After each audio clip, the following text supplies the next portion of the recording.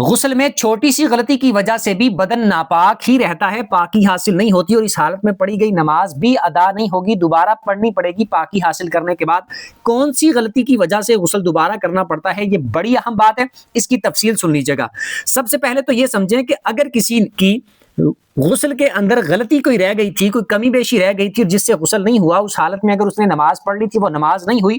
پاکی حاصل کر کے دوبارہ اسے نماز پڑھنی پڑے گی۔ اب دوسری بات یہ ہے کہ غلطی کون سی ہوگی تو اس کی وجہ سے غسل دوبارہ کرنا پڑے گا، یا پھر غسل کی واقعی کمی بیشی مانی جائے گی۔ تو اس میں مین چیز یہ ہے، اگر تو اس نے کولی نہیں کی، بعد میں اس کو یاد آیا کہ میں نے غسل میں کولی نہیں کی تھی، تو اس کو کولی کرنی پڑے گی،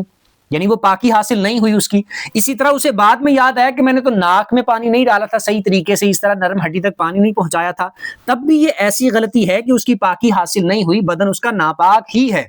یا پھر اسے یاد آیا کہ میرے بدن کا فلاں حصہ اس پر پانی نہیں بہا تھا، وہ خشک رہ گیا تھا، اس طرح کی غلطی اگر ہوئی ہے تو وہ پاکی حاصل نہیں ہوئی، بدن پاک نہیں ہوا، وہ نماز جو پڑھی تھی وہ نماز بھی نہیں ہوئی۔ لیکن اس میں شریعت کی طرف سے ہمارے پاس ایک ایسی اجازت ہے کہ وہ ہمارے لیے آسانی ہے، وہ اس طرح کہ اگر مثال کے طور پر کوئی ایک چیز چھوٹ گئی تھی، جیسے کولی کرنا چھوٹ گیا، ناک میں پانی ڈالنا چھوٹ گیا، یا بدن کا کوئی حصہ خشک رہ گیا تھا، تو اس صورت میں اگر بعد میں یاد آیا ہے تو مکمل دوبارہ پورا غسل کرنا لازمی نہیں ہے، جو کمی بیشی رہ گئی تھی یا بدن کا حصہ خشک رہ گیا تھا اتنے کو ادا کر لیں، یعنی پانی بہا کے دھو لیں، تو وہ غسل کمپلیٹ ہو جائے گا۔ اس اہم مسئلے کو دوسروں کے ساتھ لازمی شیئر کریں اور کمنٹ میں اپنا سوال پوچھ سکتے ہیں۔